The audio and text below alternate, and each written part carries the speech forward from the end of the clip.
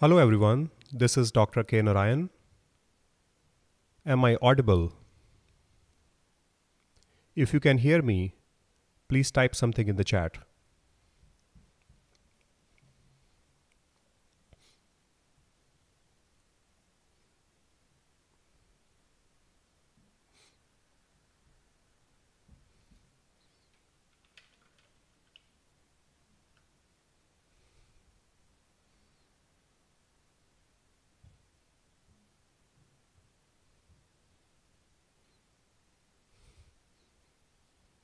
Okay, great. We will start in about 2 minutes. So before that, if you want to grab water or take a break, we'll start right around 1 o'clock.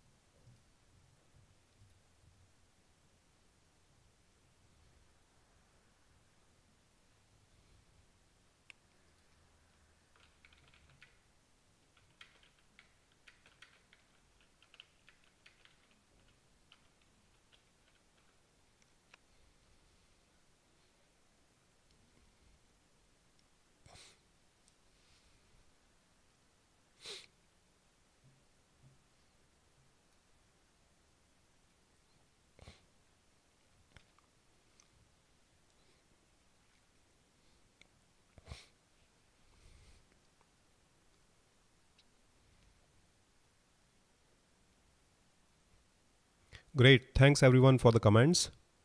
We have 1 more minute before we start. I just want to give people time to log in.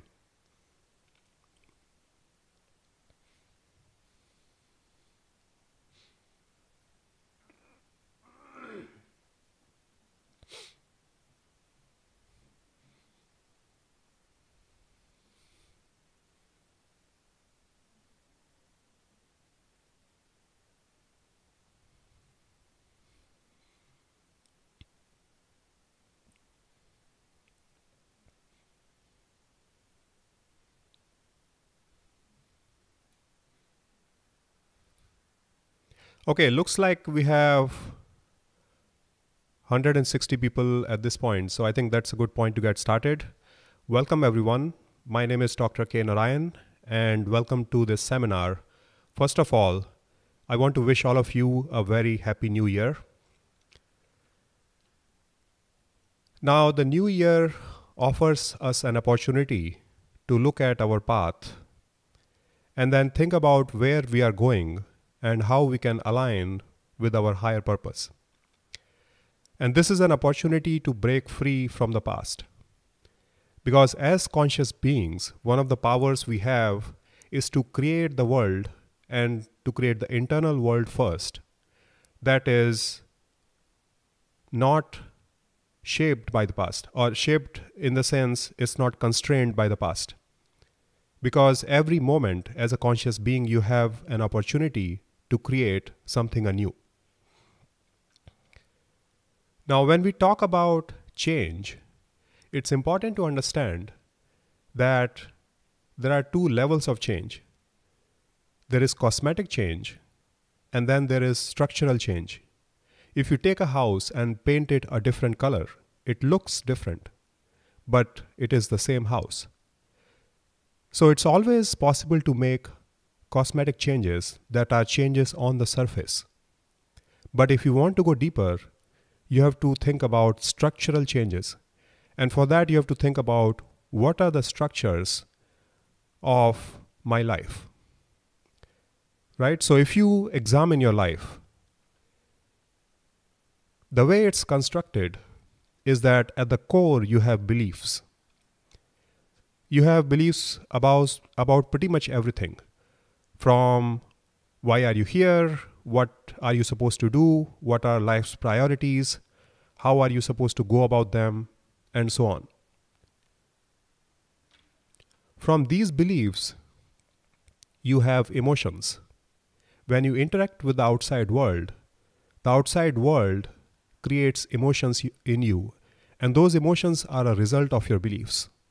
If you believe certain way, you will have certain emotions. Based on your emotions, you are likely to make choices. These might be good choices, bad choices, anything in the middle. And lastly, your internal structures kind of crystallize in routines, which is these are things you do day in and day out, and routines are pretty much your destiny. So let's take a closer look at the foundation of this internal structure, and that is your beliefs. We have beliefs about everything, right? But there are core beliefs which lie at the core of everything, every other belief. And in my opinion, there are two beliefs that we have to examine very closely. The first one is, why are we here? And the answer to this is going to determine the second one, which is, how do we live? The way you see yourself is the driving force behind how you live your life. So when we talk about why are we here and what's the point of existing in this reality, one thing that will become clear to you if you start growing on this path is that there is a mass consciousness that's going in a direction, and it's very hard to resist that direction. And that is the direction of the ego. The path of the ego is actually the path of separation. So what ego is it's a false identity that sees itself separate from everything else. So it sees itself separate from all other beings, and then it also sees itself separate from the source. And because of this separation, the emotion as well as a deeper part of beliefs that arises is the belief of fear. When you are separate from everything else, of course, you can be annihilated. You can suffer losses and so on. So this is the primal consciousness of ego, and that is the consciousness of fear and separation. And the way ego expresses these primal fears is by expanding outward through control and accumulation. If you look at our world, most people are only worried about how can I have more and how can I control? How can I control others? How can I control my own external circumstances? How can I control nature? And there is a constant war of trying to control everything around you. The ego is also highly conditioned in the sense that you have kind of given the responsibility of thinking to the group mind or the culture you are part of. What this means is the culture has notions about what it means to be simple things. For example, what it means to be a man is a culturally defined concept. If you live in the Western world, that might mean you look a certain way, you have a certain amount of money, you have a certain kind of skill set, and so on. And similarly for women, if you are a woman, it means that you have to live a certain way, you have to have certain attributes, and so on. And we may not even pay attention to this conditioning because it is so normal, right? But if we think about, again, since ego is a manufactured entity, all of these expectations are group expectations that are playing out in people's lives. Ultimately, the problem with this path of ego is that it creates meaningless struggle. If you look at human endeavor, most people are fighting battles that they do not need to fight.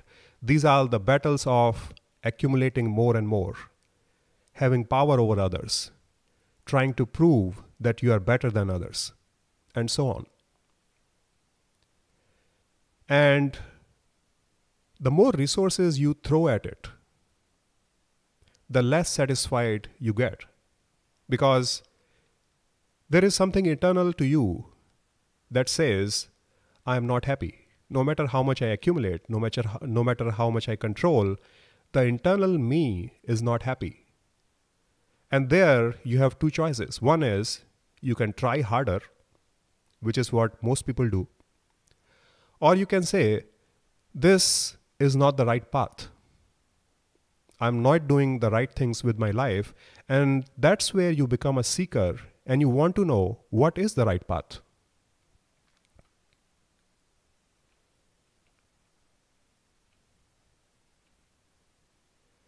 And the right path is the path away from ego, and that is your soul purpose. Your soul purpose is something unique to you, and that has been a part of you since you incarnated in this reality. So it came in when you took birth in this reality. And it's always going to be the inner guidance that is going to stay with you in your human journey. Now, it's quite possible to ignore it. But once you are a seeker, you begin to hear from this internal voice and you ask yourself, what is my purpose for being here? And that purpose is not to accumulate or to have power over others or to control, but it has to be something else. And then you begin to realize that the core beliefs that you have been working with are faulty. And then you start to look for other beliefs which are more wholesome. And this is where the core belief of oneness start to develop. Oneness means there is one primal energy in this universe. You are a portion of that energy which has become individuated, and it's expressing itself in a unique way that you are. Now, depending on your religious beliefs, this might sound like a drastic belief, right? In most religions, this is never taught, and religions most of the times have become egoic structures themselves. So that's the problem. But once you start on this journey of oneness, the core structures of your beliefs begin to change. And you realize that you are here to do some very simple things. One of them is to know thyself. Now, you might have notions about who you are. You might identify yourself with a body, with a gender. You may think, I am a man who is in this job and in this relationship and who earns a certain amount of money and weighs a certain amount of pounds, right? But all of these are false notions. That's not what you are. You are the primal energy of the universe. Now, this perspective is called non-duality, and I have a video on my website that goes more into details about this. But this perspective has been there, in fact, before religions started on this planet. And we are kind of being brought back to this perspective through lots of material that's happening in the consciousness, including some great channeled material. And once again, if you go to the video, you'll get more details. Once you start knowing yourself, all you have to do, this is the only thing you have to do, and that is to be an expression of love. That is all that is expected of you in an entire lifetime. Now, it may sound simple, it's not easy. And one of the practical difficulties in this reality is, since the mass consciousness of ego is going in one direction, this is almost opposite to that direction. That means there is going to be friction with the mass consciousness. Now, this is the foundational, or I would say philosophical aspect of our teachings. The second will be, how do we imbibe these into practices? And these are the core practices that I'm going to talk about. These are 4 practices. If you imbibe them in your life, I can guarantee you that this year is going to be a phenomenal year in the growth of your consciousness. And these are, number 1, eliminate toxicity. If you want to take a journey to health, the first thing you have to do is to not intake toxins if you are doing that, right? Before anything else. And consciousness works the same way. The second is reclaim your resources. We all have resources that we can either use to grow and improve and contribute to the creation, or we can use them to create harm. And that's where free will comes into the picture. But we have to reclaim the resources if we want to create something beautiful. Third is align with purpose. Once you have these resources, you have to invest them in the direction of your purpose. And lastly, honor your day. Ultimately, where rubber meets the road is how you structure your day. And the way you spend your time is a fundamental structure of your life. And if that does not improve, nothing else is going to improve. So let's look at these 4 practices. The first is eliminate sources of toxicity. If you lived in a perfect environment, the body has a natural capacity to be healthy and to move towards expansion and joy and growth. But if you lived in a toxic environment, no matter what you do, the toxicity is going to weigh down and it's going to interfere with your health. And it's the same way with consciousness. Now, most of these mass toxins are a result of mass production, which focuses on profits rather than wellness. To give you an example, just a couple of weeks ago, the US government rejected, there's a scientific committee which comes up with recommendation every 5 years about the food that we eat. And they came up with a recommendation saying the alcohol and sugar consumption is way more than where it needs to be, and we should publish a recommendation that we should limit it.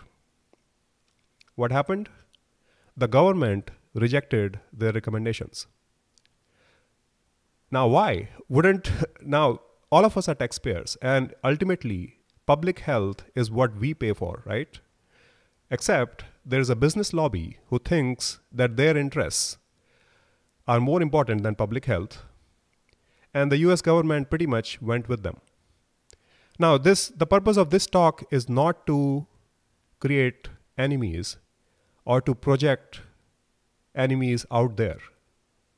The purpose of the talk is to make you understand and be aware of your environment, because our environment, especially what we consume, has a huge effect of our thinking, right? So here is the reality that we live in. And that is fear, negativity, and inadequacy. These are not random things. These are tools that have been used for thousands of years, and they are going to be used in the future too. It's our responsibility to understand that these are toxic beliefs, and we have to make sure that we are not part of that picture by being aware, by making different decisions. One of the major sources of this negativity is mass media. So for example, news. If you want to know what's wrong with this world, news is going to tell you that. Now, this is a beautiful world. There are so many amazing people and amazing things happening on this planet that you don't see on the news. And the reason you don't see it on the news is because, let's understand, the core function of a news network is not to tell you the truth about the world. It's a business. Their goal is to make money. And the way they make money is by selling ads. And when do people buy ads? When they see negative news. This is well-researched psychological principles that have been studied in marketing and selling and so on. And they understand that getting people in a negative state is a better way to have them buy what you are selling. And that it was news does. Similarly, there is TV. There is a reason what you see on TV is called programming, because that's exactly what it is. It's a fiction. It's a made-up world of people who look way more better than you, who seem way more smarter, who seem to have more resources, more talent, and so on. And if you look at their life, you think, oh my God, what am I doing with my life? Why does my life suck? Right? Because you are comparing yourself with something that has been fabricated as a marketing machine, which is constantly selling things about appearance, about money, about vacations, or whatever. The third in the same line is social media. Now, this is a kind of a recent invention, but this is a way that companies can push dopamine rush on people from completely pointless activities. I mean, if you look about it, just people just eating something and then they post a picture and there are 100 people who like it, and all they do for hours is just looking at other people's pictures. Now, there might be nothing wrong with looking at somebody's picture, but at the end of the day, you have to think about, how can I improve my life? And you cannot improve your life if all you are doing is being a spectator in the game of life, right? And lastly, there are ideologies. The ideology is a well-packed and well-packaged thing that may look like, oh, it's great. But internally, all ideologies, what they do is they create a division between people and they create us versus them. And I think the most toxic form of this is fundamentalism, which says, if you don't believe in what I believe in, I have the right to kill you. And not only that, I'm going to go to heaven for killing you. Now, this is the extreme of toxicity. But the same us versus them and hatred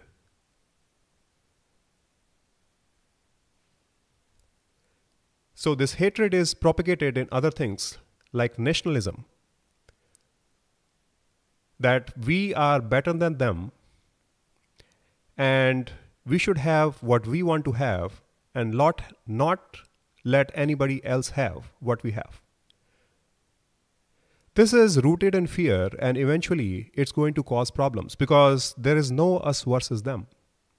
It's all one. And unless we get that right, there will always be conflict, there will be wars, and so on. So here is my suggestion. If you are willing to look on the other side, if you are willing to look with a different perspective, I recommend try an experiment. For 30 days, block all mass media and ideological propaganda. No news, no social media. Just minimize your time on the internet. And instead of spending that time in all these channels, buy a couple of books and read them for the entire month. And that's when you'll have a baseline of how it feels to be inside and outside of this stream of mass media. And you'll see for yourself how different you will feel. Because once you stop consuming toxins, your consciousness automatically heals and you have a better view of the world. Similar to mental toxicity, there is physical toxicity. And I'm going to talk about three things here. The first one is meat. Now, this again might be highly controversial here, not because it lacks research. There is at least 40 years of research which shows the three problems with meat. Number one, it is not good for your health. With the latest research, in fact, even after a single meal of meat, the instruments can measure inflammation in human body. Imagine eating meat regularly for extended periods of time. And no wonder we have such high levels of cancer and heart disease and all the different kinds of diseases in our society. There is a Netflix movie that I highly recommend. It's called Game Changers. And the reference is also available on my website, which goes more into this research that you can watch. The second problem with meat is it's an ecological disaster. To feed one person meat, the amount of resources that it takes, with the same resources, you can feed actually 10 people. And raising this livestock and all the pollution, it constantly pollutes the environment. And the third thing is, if you are on a spiritual path,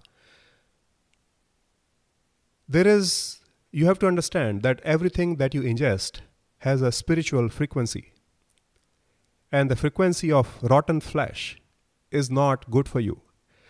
If nothing else, just think about, why do I need to kill somebody or kill a life form to eat it? Right? Second is processed foods. One thing that we have done with mass production of food is that we have processed it and we have exchanged nutrition for shelf life. The food that you see on shelves is actually dead because live food has its own life cycle. Dead food can stay there on a shelf forever.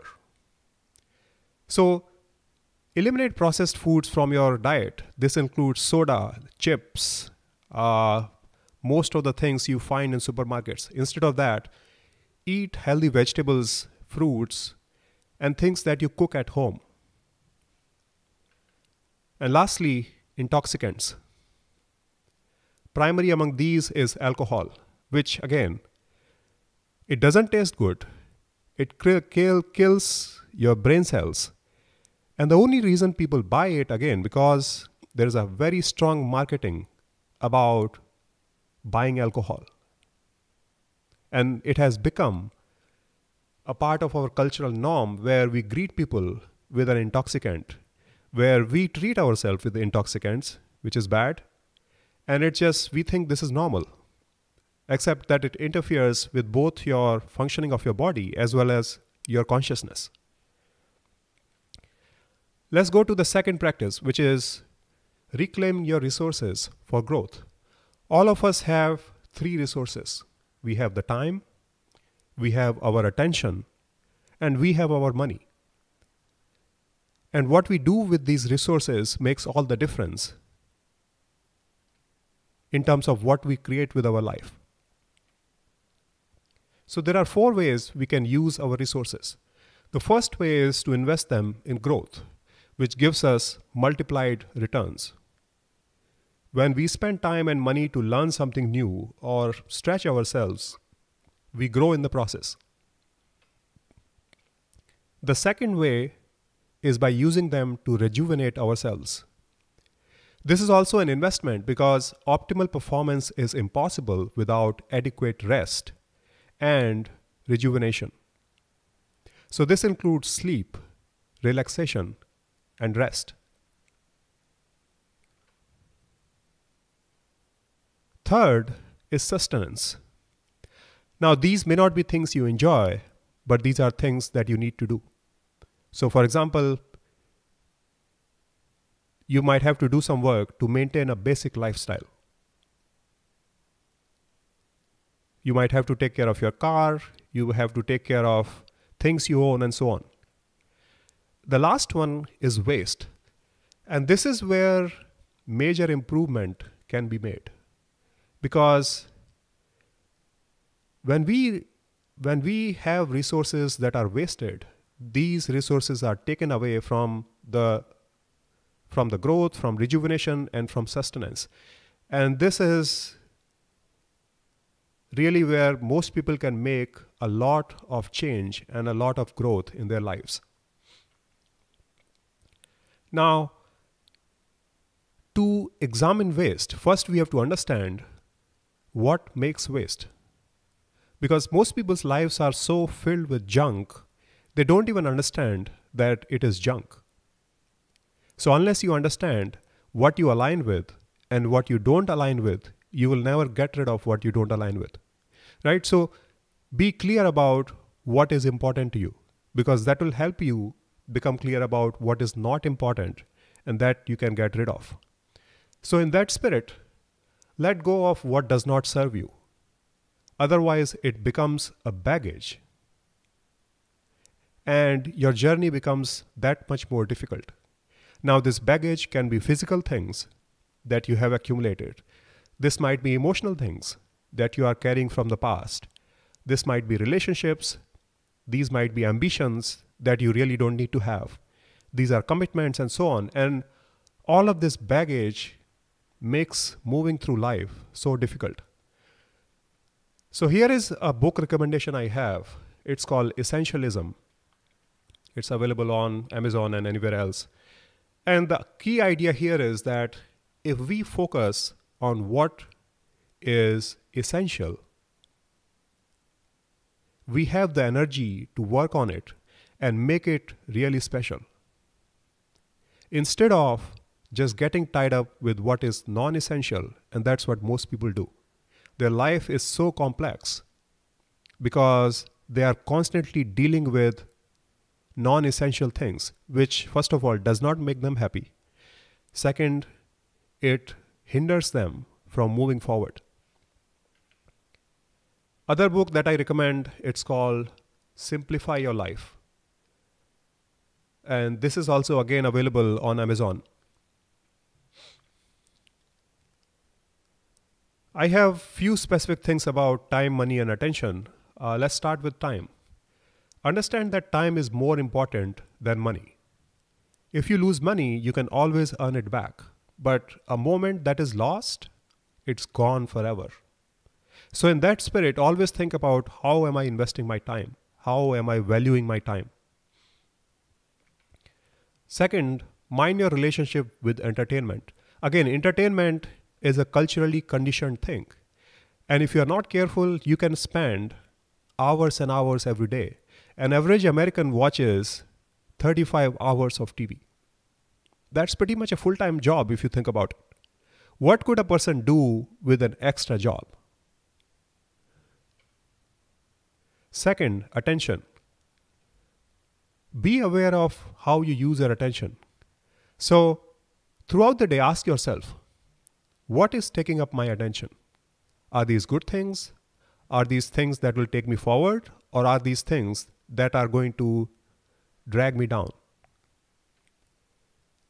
And once you become aware, you'll see there are attention drains that we have that constantly sap our energy. Among them, number one is past.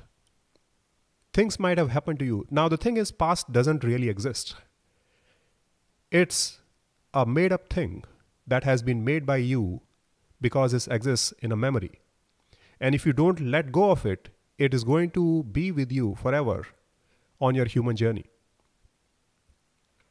Or there might be things in the future. You might be spending too much time worrying about the future, which is not productive. It doesn't do anything good. You might have limiting beliefs that are vying for your attention. For example, if you have issues with worthiness, you might constantly be occupied with trying to prove yourself or trying to put other people's down so that you can prove that you are better than them. And all of this is, again, needless drain on your attention. And lastly, there are negative people. Most people, I would say majority of people, have low consciousness and they are just the consciousness of ego personified. And if you hang around them a lot, it is going to affect your own attention. Last thing, let's talk about money. One thing we need to recognize here is that there is a mass insanity around us that has been created by marketing. All marketing is take something that you don't need and create a strong desire in you to buy what they are selling. And the worst part is feel proud in that process. So if you look at all the notion of luxury, what that is you are spending way more money on things that you don't need to spend, but you are doing that because that's how they want you to feel. They want you to feel special. And this whole thing is pretty much, the level of deception is amazing. And what's even more amazing is how many people are affected by this. And they are just constantly becoming slave to making money because they are spending all the money they are making,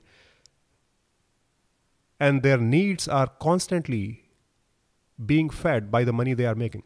And it's a never-ending loop.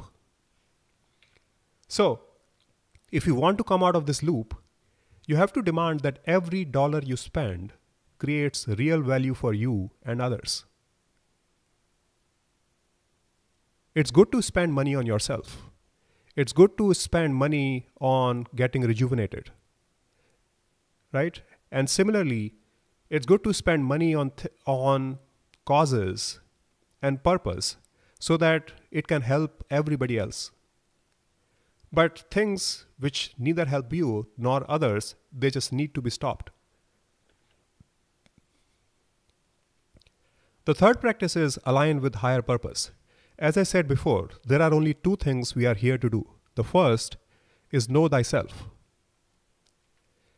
And the way you do this is, there are books which align with this wisdom of oneness that you can read. I highly recommend that you have a reading routine where you read every day for at least 30 minutes. Because what you are and what your belief system is at this point, it has taken years and decades to become that belief system. And it's not going to change by itself. It's also not going to change by attending a 1-hour seminar. The way it's going to change is you have to have a daily routine where you challenge that belief system by internalizing something else. So I'm going to talk about this in step 4 also, but get into a routine of reading books that are aligned with oneness. Second thing we are here to do is to be an expression of love. That is the entire point of incarnation. And the way you do that is by two things. Number one, pursue joy. When you are in joy, that is a measure of your alignment with the higher frequency. So being in joy is a high responsibility that we have as human beings. And second is serve. So to talk about joy, one of the problems with our culture is that we never take joy seriously. It's more of an afterthought. We have to climb the corporate ladder or the career, and we have to do this and that, and joy is never prioritized. And the reason is it's never even discussed in our educational system, in our religious systems, in our political system, pretty much anywhere you look. And that's why you have a planet full of people who are not in joy. And when they are not in joy, they spread the unhappiness all around. Second is about serve. Ask yourself this question: what kind of a planet would you like to live on? If you think about this, most people on this planet, it doesn't take a genius to see that this planet has some serious problems. And most people would like to live on a more evolved, more conscious planet. The only problem is they are waiting for somebody else to fix the planet, which is not going to happen, right? So if you think about changing the world, it starts, first of all, by changing yourself, and then making a small effort to change the community that you are part of. And let's not forget that one person can make a difference. There's a lie that you might have been told is that one person does not make a difference. But if you look at history, the people who have changed history, it was just one person holding a purity of intent and being with that intent that takes you forward.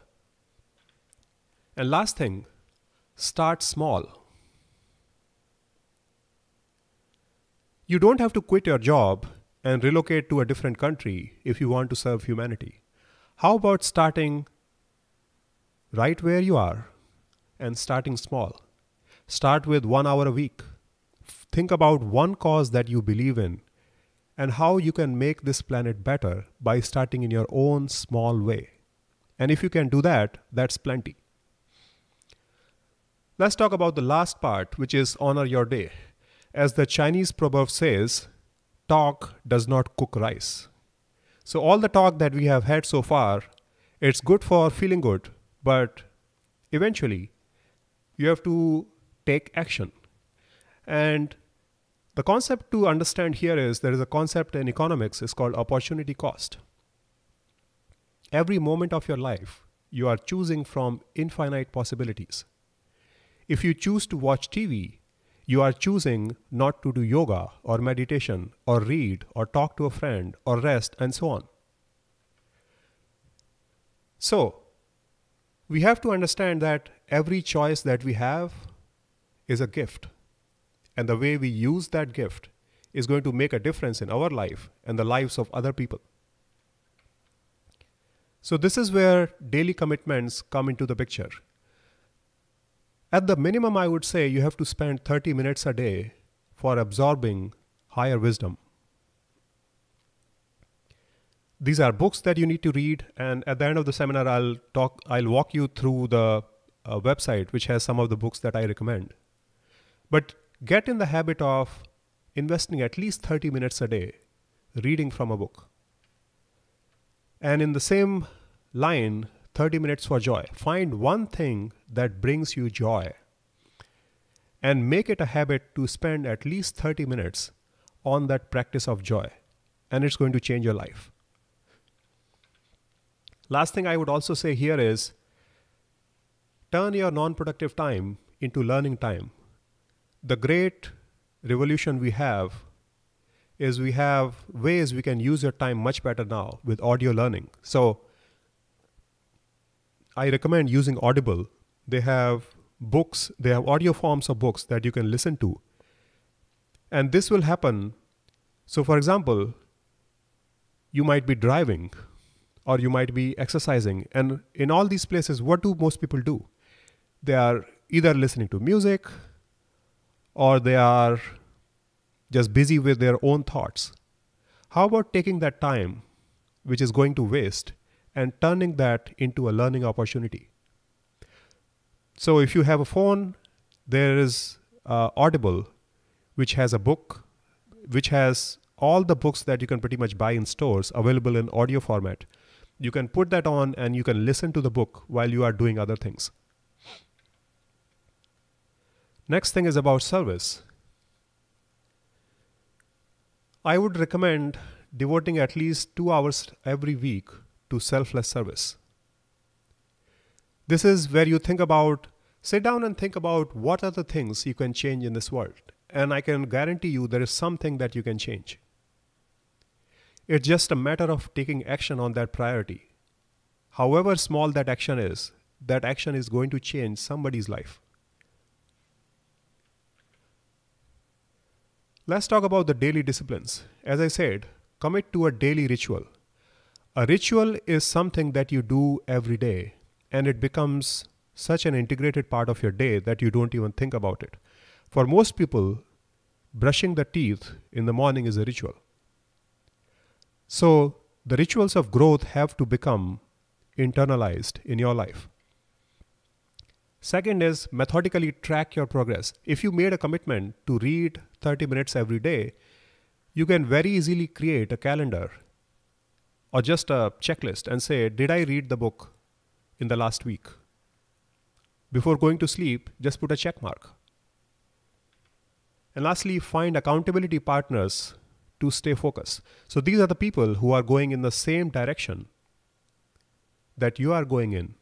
And together, you can make great progress because you are in the mastermind. Lastly, I would say about execution. Learn to do the hardest thing the first thing in the morning. There's a book called Eat That Frog by Brian Tracy. The idea is if you have to eat a frog, it doesn't help to let that frog sit in front of you for the entire day and then do it at the very end of the day because it's going to be exhausting. The smart thing is to eat the frog the first thing in the morning because then you can go about your day and you have already accomplished what you wanted to accomplish. So this is the principle of executing in order of priorities. Don't let the most important thing remain to the end of the day. Handle it the first thing in the morning because number one, you have the most energy, and number two, you have the highest focus, and number three, you have the least distraction first thing in the morning. Okay? So this is pretty much the end of this seminar. I'll take up questions in just a moment. There are some announcements I want to make about the next events. So we have 3 events that have already been scheduled on the website. One second, let me just put a link here so that you know what I'm talking about.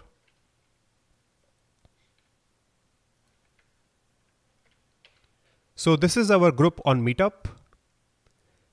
And you can go here and you can see that these events listed for future.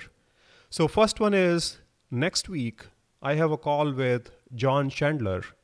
And this is about direct download of Seraphim energies. Now, depending on your background, this may sound like a very strange thing. But according to quantum mechanics, this entire universe is actually a form of energy. Now, as of now, most people on the planet don't understand how to work with energy, and that's okay. If you were born 500 years ago, most people on the planet would not know how to work with electricity, right?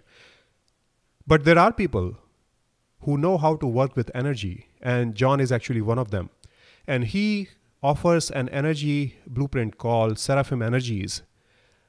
I have had personal experience with it. I also had a group of around 20 people from our same group from Children of Infinity take the course, and all of us had amazing experiences. So he's doing a demo call next Sunday. I would highly recommend that you at least attend the call and see what he has to offer. Next, in Feb, our regular event will be on abundance. This is one thing that trips up a lot of people who want to live a conscious life because they think, oh, what about the money? And they don't understand that abundance is so much more than money. So I will talk more about abundance in that class. And in the March, we have an event on understanding the journey of reincarnation. Most people have heard about reincarnation, but they do not understand the full picture in terms of why do we incarnate, what kind of planning happens before we incarnate, what kind of guidance is available when we incarnate, and so on. Right? So we will go into more detail based on the research that's available from past life regression and pre-birth planning research and so on. Okay, so the last thing I want to do is I just want to show you the website and where you can find books and so on.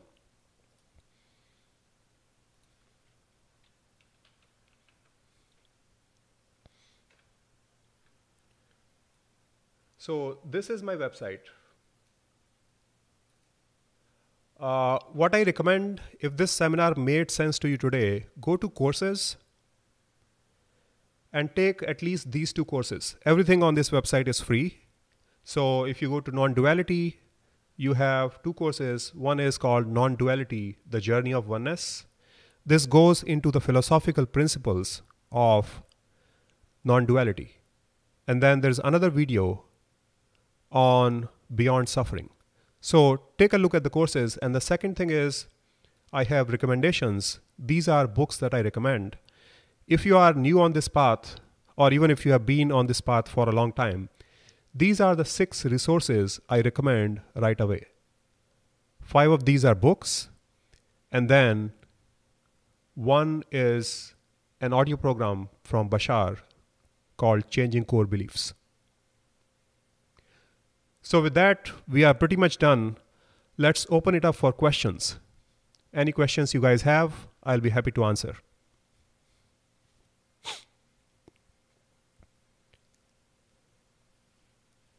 Any questions? To begin with, let's focus on things that were covered today. So if you have any questions about the material covered today, let's start with them. And then later we can open it up to general questions.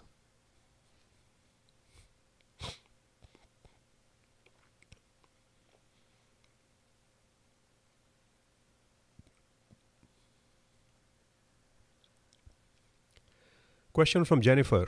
How do you let go of that which does not serve you? Well, first of all, you have to identify what does not serve you. The more clear you become in terms of what does not serve you. So for example, the examples I gave are things, and then emotions, relationships, commitments, and so on.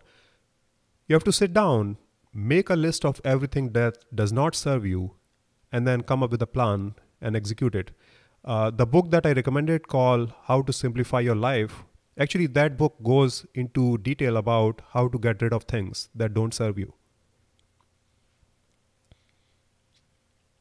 Okay, so the 2 books that I had here, I'm going to put it on the chat.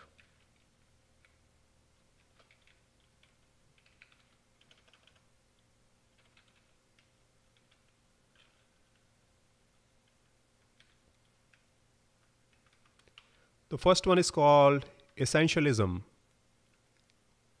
by Greg McKeown, and the second one is How to Simplify Your Life.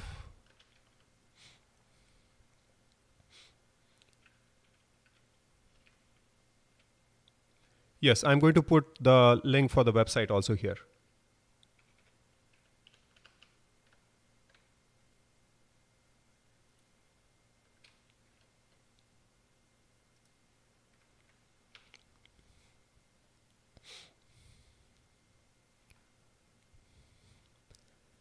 Okay, let me take one more questions.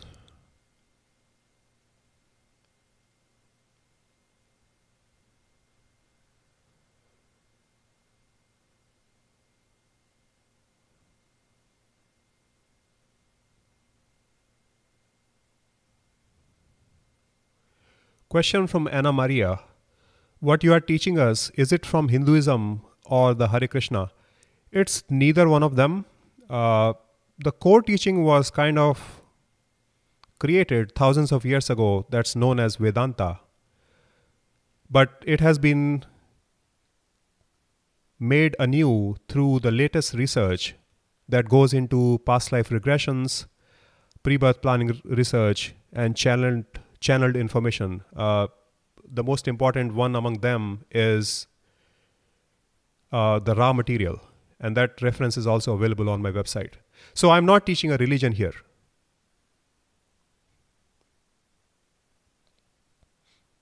Question from Neela Patel. How do I find accountability partners?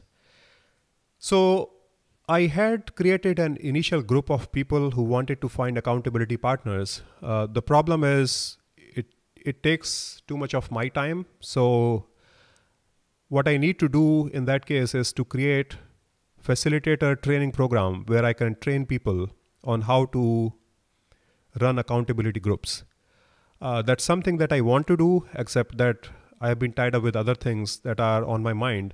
One thing I would recommend is in this call, if you are interested in finding accountability partners, You can go to the meetup website, and on the event, you can put a comment there saying, I'm looking for accountability partners. Once there are a few of you, you can start your own accountability group.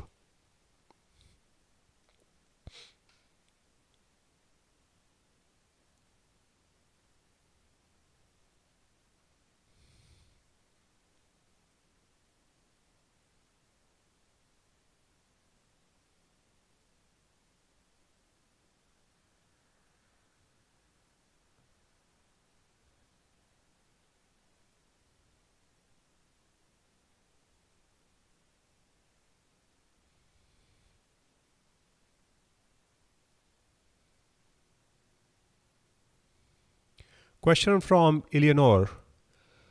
I have had very bad experiences in the past. I notice that I'm constantly living in fear. How can I get out of the loop? Read these, I would say read at least this Your Soul's Gift.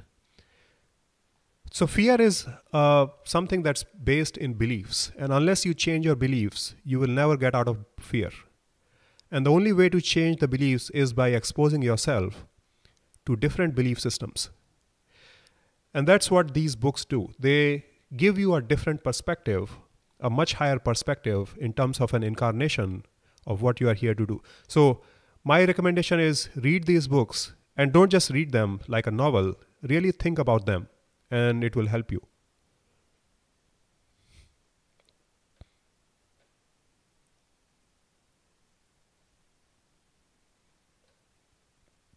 Question, what's an accountability partner? If you wanted to go on a journey and you had 10 of your friends say, we are all going together, they become your accountability partners because you hold each other accountable.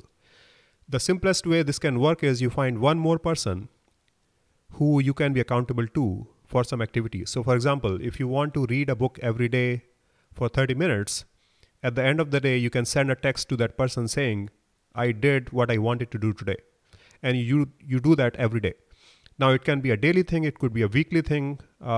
Typically accountability groups meet once every week or once in 2 weeks where they talk about what were my goals and what have I done. So that's an accountability group.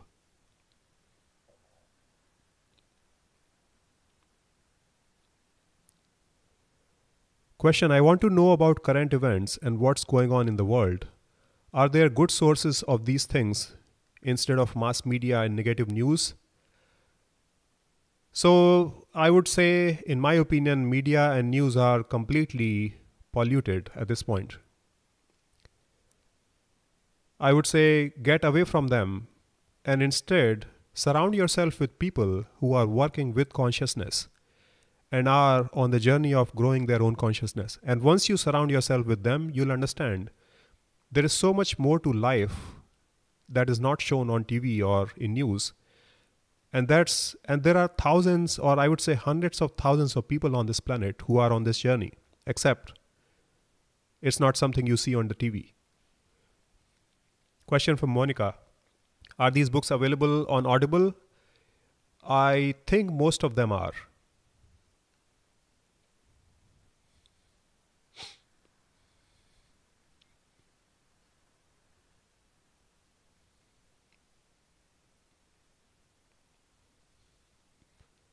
Yes.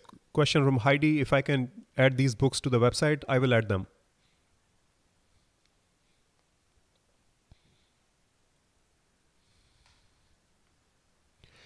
Yes.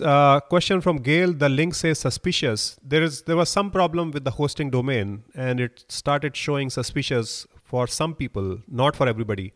But this is a simple website. There is nothing here that can be malicious. Question from Marie. How do we find the Seraphim Energies call? Marie, if you go to the website that I had on Meetup, let me show you here.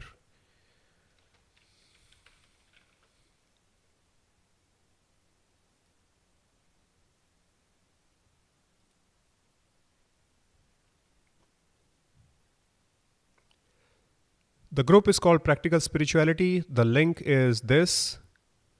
meetup.com/embodied spirituality. Let me post it in the chat.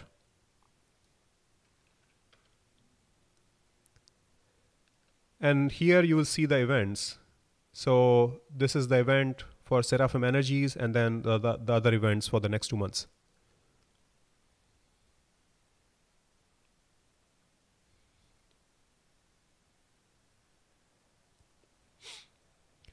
Question: how would you reconcile the saying that it's not what goes into your body, but what comes out of it, with the talk you gave about food and meat? There is no sense in eating toxic food. Now, if you had an extremely high consciousness, the food would not affect you. But where we are right now, most people's body is affected by what they eat, and there is no sense in eating toxic food. Question from Mystic Mildew: can meditating help someone who suffers from constant negative thoughts? Yes, meditation is one of the practices that helps you be aware of your thinking. I would also recommend reading the book The Power of Now, which is also one of the books recommended in the list.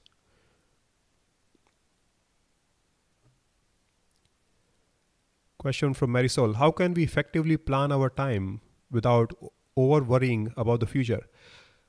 By being present in what you are doing. So what most people do is they are doing one thing, but their attention is on something else. So they are thinking about the future instead of being present in what they are doing. There's a time for planning for the future.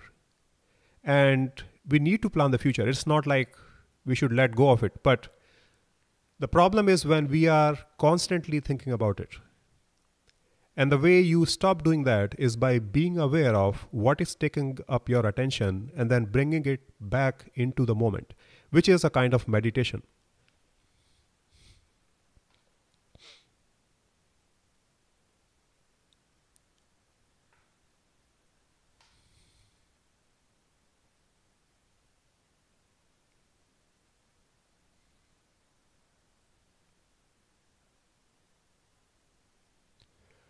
Question from Ishita: how to eliminate negative people if they are from your family and you have to live with them? That's a difficult question. I would say love them from a distance. You have to be able to create distance with people that don't resonate with you. Now, depending on the kind of culture, this might be difficult for you. But the point is, as conscious beings, we have to learn to take decisions that are good for us rather than decisions that have been taken for us by others.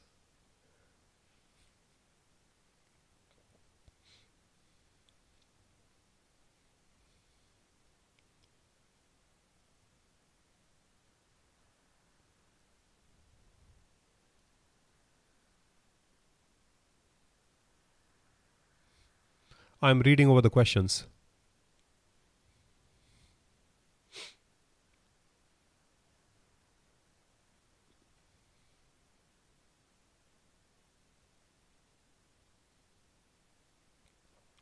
Question from Brian: in clearing toxins, what do you recommend to cure chronic pain and sadness that some experience when losing a beloved because the relationship was deemed toxic? From the human or from the normal perspective, it's always easy to see people as bad. And because we don't have the full perspective that they were there in our life for a reason. Even the worst people that we can encounter are teachers on our journey, and they are here to teach us something. The book I would recommend actually is the first book in this list, which is called Your Soul's Gift.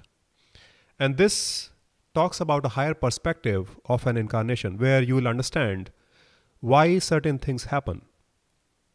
And there is always a reason for even the worst experiences human beings can have.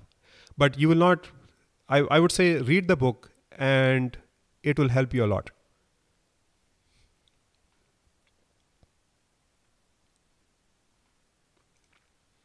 Question: any advice on leaving domestic violence in my past? The past doesn't really exist. It's a made up thing. So the practice is the practice of forgiveness. And true forgiveness is when you understand that there is nothing to forgive. There might have been a transgression from somebody, but again, it was part of your learning. if you learn from the experience, that's okay. Just let all the hatred and anger go, release them, and release yourself.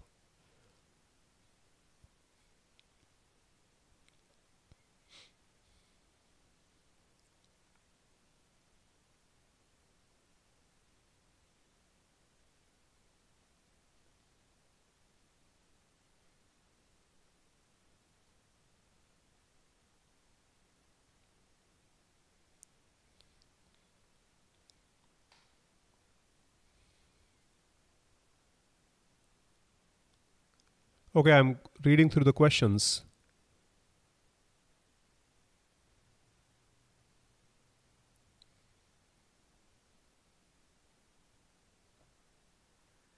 Looks like there are lots of comments and few questions, but that's okay.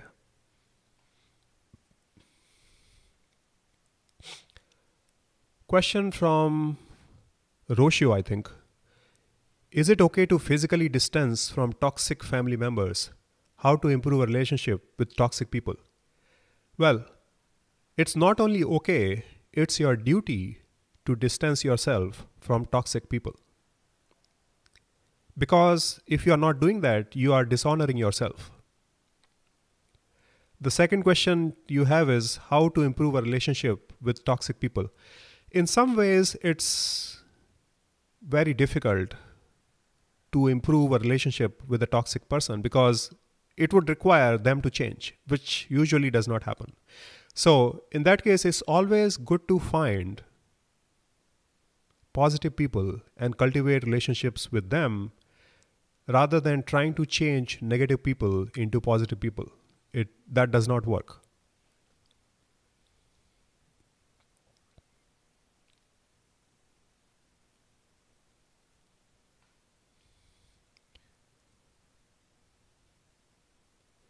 Question from Michelle. How do you live in the present with joy when you lose a child? I'm sorry to hear about your experience, but once again, nothing is truly lost. I would recommend reading this book called Your Soul's Gift that goes more into these very painful experiences, one of which is losing children. But once you read the book, you'll understand from a higher perspective, there is nothing to be lost. It's a learning experience that came your way, and most likely it was pre-planned before you incarnated in this reality.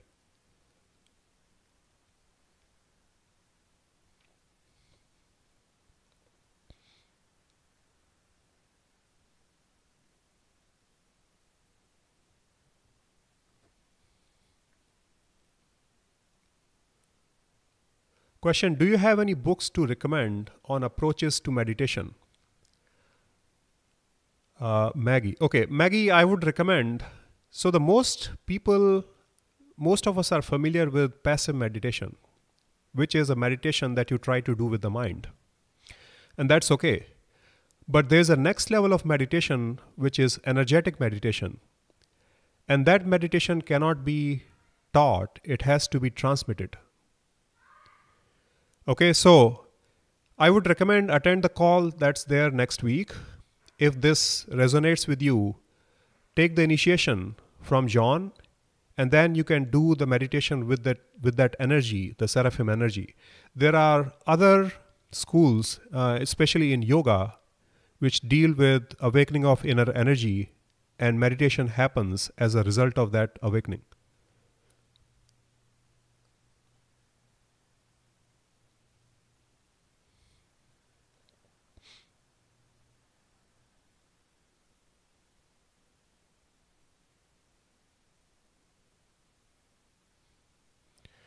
The more, question from Heidi, the more I practice spirituality, the more I feel I don't know anything, and sometimes it makes me feel inadequate.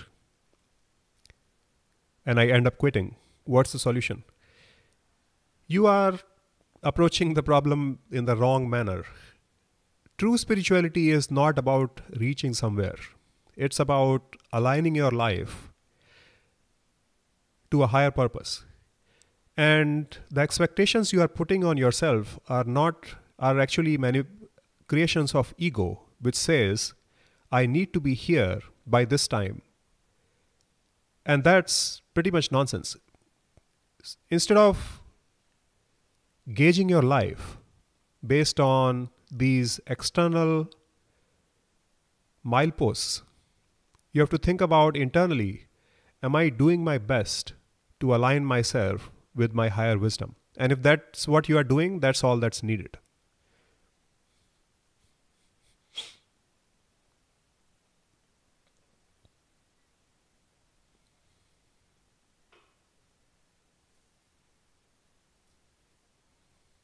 Question from Eva. I feel I have negative karmic energy which leads me to be lonely and I have few friends. How can I change that?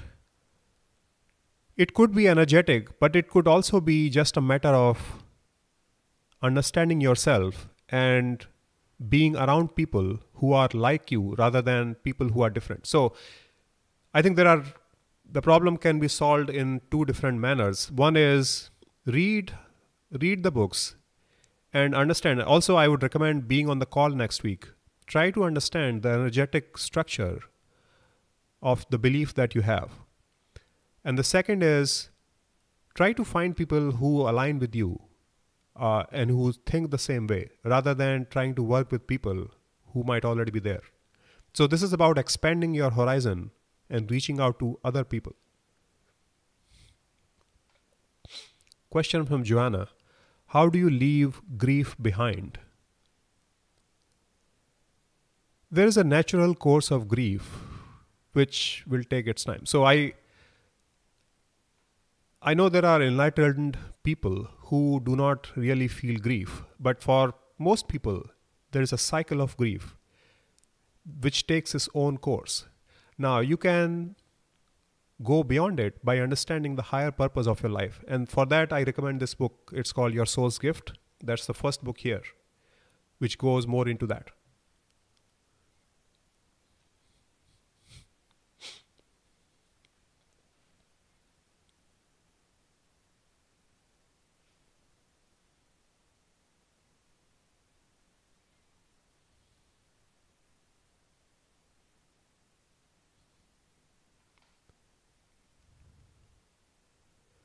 Question, could you give a brief summary of next topic you discuss in the next meeting and why one can attend it? So the very next event is about seraphim energies. And the point of that meeting is that it's possible, as I said before, the entire universe is actually energy manifested as matter. This is quantum mechanics. Except most people don't know how to work with energy directly. They only know how to work with things and communication and so on. But there are few people on this planet who can work directly with energies. And John works with a set of energies that are called seraphim energies. And working with them, you can do things like purifying your space and your body and your thoughts and so on. So next week, there's a demo call where he will give a demo. It's a remote transmission of energy. And see how that feels to you. If that feels good, you can actually take the full class with him. The one event after that is about abundance, which talks about abundance from a higher perspective, which is not just money, but all the other things that make life wonderful. Question from Brian. What's your opinion about twin flame relationships? So I think this topic comes up every seminar. And I think this is more of a marketing than a truth. In terms of a soul group, so when souls want to learn something, what typically happens is they experience each other across multiple relationships over lifetime. So you might become a husband in one life, a son in another life, a brother in another life, and so on. So it's hard to say that there is a twin flame. It's an entire family that experiences each other in different relationships.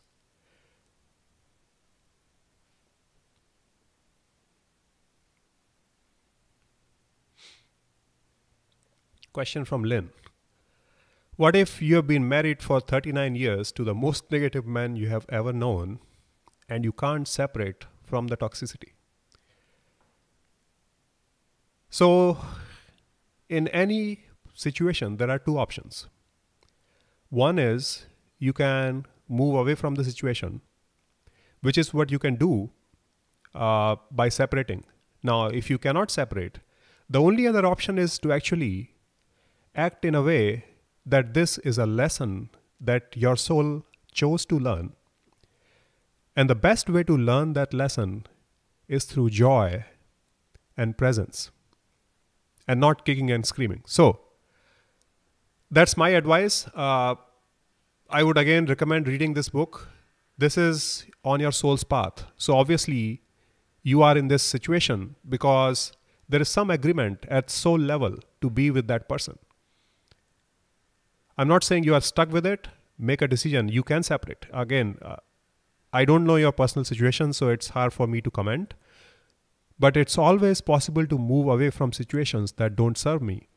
And for some reason, if you really think you cannot, then take this as a lesson that is on your path and make the best of this.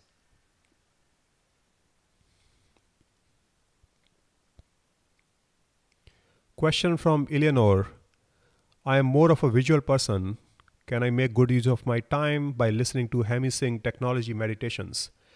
I think you can, except I'm not sure. Some of them are strictly meditation where you cannot do any active activity.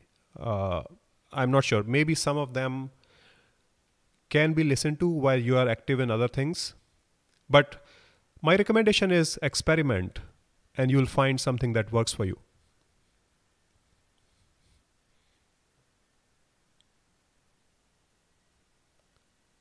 Question from Catalin. How can I let go of fear? By understanding that fear is a belief that has been imposed on you from the outside world. So, the more you understand that the things you might take for granted are not actually fixed truths, these are choices, you will be able to make a different choice. And those choices will be out of love rather than out of fear. Again, I would say read these books and they will start changing your belief systems.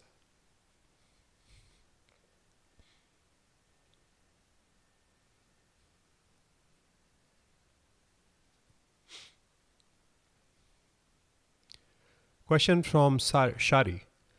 What's the difference between having an ego that causes separation and deciding that some people need to be let go of?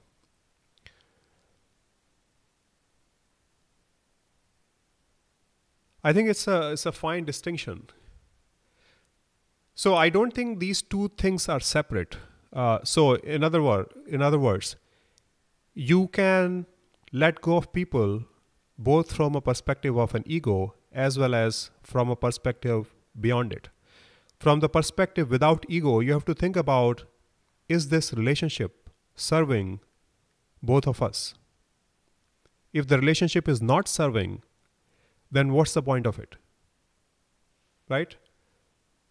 So I would say, think about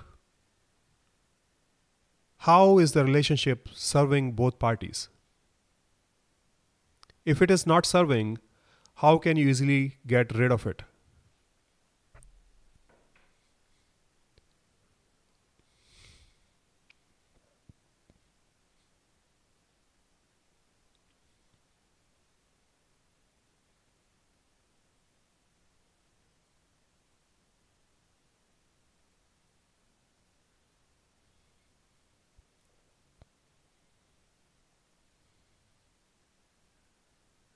Okay, I think we are pretty much out of time. If there are any other questions, I can answer them over the next 5 minutes.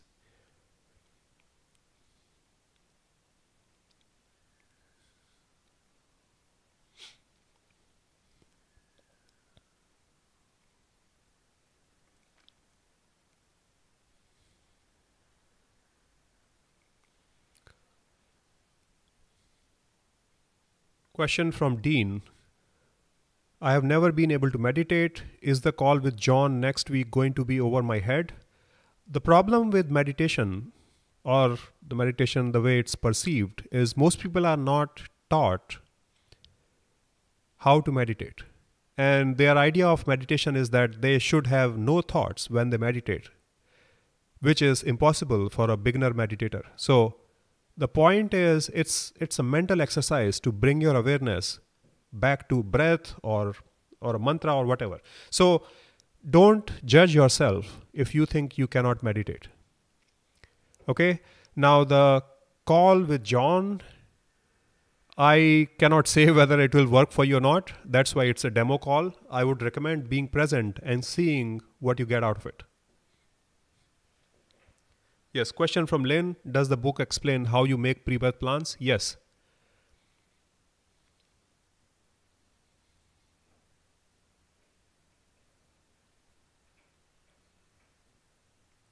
Question from Claire. Is suffering needed in order to learn our soul's life lessons? And the answer is no. Suffering is mostly self-imposed.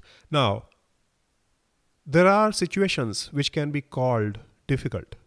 And if your soul wants to learn difficult lessons, it's a different path from somebody who wants to learn easy lessons. But that does not mean you have to suffer. So suffering is an entire creation of the ego.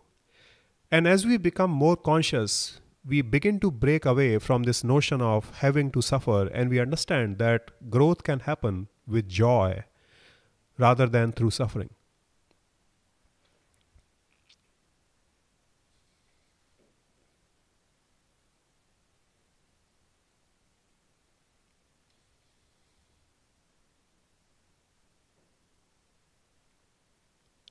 Question from Crystal. Are non-fertilized eggs considered meat? I don't think they are, but there is some research showing that eggs don't have good effect on human beings. So I would say, if possible, I would recommend getting rid of eggs also.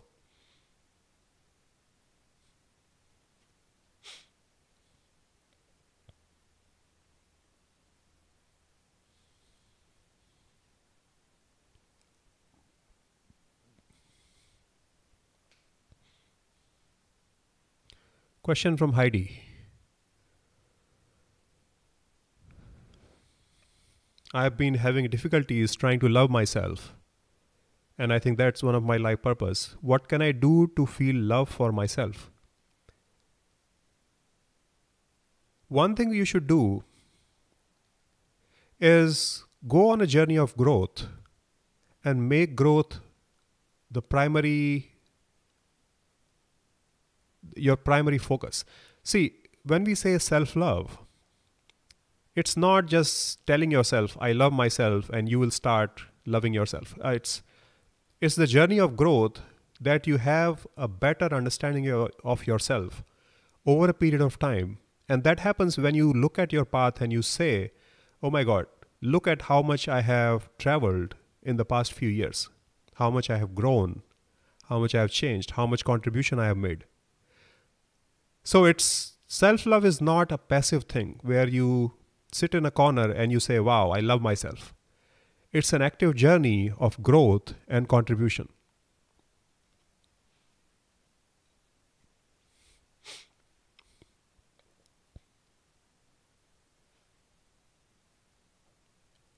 Okay, guys, we are almost about to wrap up. There's a last question from Anna that I'll take here.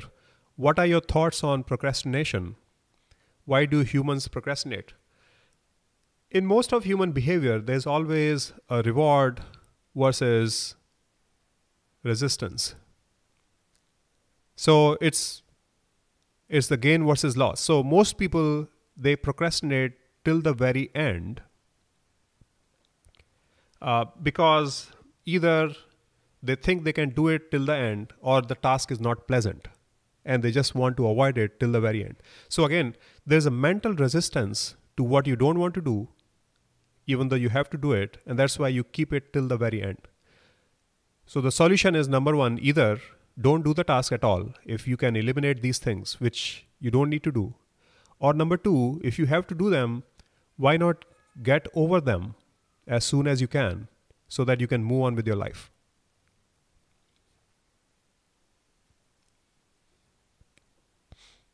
Question from Avi. What are the food suggestions to meet whole nutritional needs? If you eat plant-based foods, they should take care of most of your food needs. Now, for some amount of protein, there are plant-based protein powders that are available in the market. I think Vega makes one. If you go to Amazon and you search for plant-based protein powder, you'll see there are some very good ones for protein. And again, I would recommend watching the movie called The Game Changers that also goes into nutrition.